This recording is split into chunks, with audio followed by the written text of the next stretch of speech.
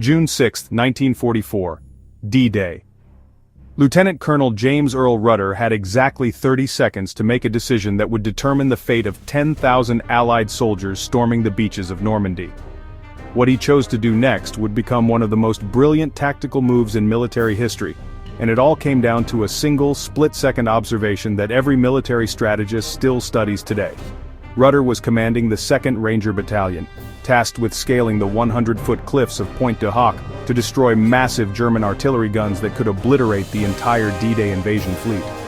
Intelligence reports showed 6 155mm cannons positioned to rain on Omaha and Utah beaches, but when Rudder's Rangers finally reached the top after a brutal 40-minute climb under heavy fire, they discovered something that changed everything. The guns were fake, wooden decoys. The real artillery had been moved inland weeks earlier. In that moment, Rudder faced an impossible choice: retreat and report the mission complete, or push deeper into enemy territory with his exhausted men to find the actual weapons. He had 30 seconds to decide before German reinforcements arrived. Most commanders would have pulled back, mission technically accomplished. But Rudder noticed something others missed: fresh tire tracks in the mud leading inland. Against all protocol, Rudder split his force. He sent half his Rangers to secure the fake position while personally leading 42 men deeper into Nazi-occupied France, following those tire tracks. This violated every rule of military engagement: never divide your force in enemy territory. But Rudder understood something crucial. The real threat wasn't the position they'd captured, it was the guns they hadn't found. For the next 2 hours, his small team moved through hostile territory, using a technique called tactical patience, advancing in 30-second intervals, observing, then moving again.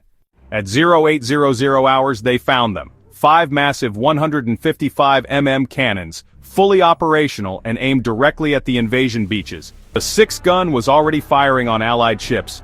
Rudder's men had thermite grenades, enough to destroy the weapons, but they were outnumbered 10-1 by German defenders. Here's where Rudder's tactical genius showed. Instead of a frontal assault, he used the 3-point destruction method: simultaneous attacks on the gun mechanisms, ammunition storage, and communication lines. In exactly 12 minutes, they neutralized all 5 remaining cannons. Military historians estimate that Rudder's 30-second decision to follow those tire tracks saved between 8,000 and 12,000 Allied lives that day. The lesson? In tactical situations, what you observe in the first 30 seconds often matters more than your original mission parameters. Modern special forces still train using Rudder's rule. When intelligence doesn't match reality, trust your immediate tactical assessment over your briefing. That 30-second observation window can mean the difference between mission success and catastrophic failure, just like it did on the cliffs of Normandy 80 years ago.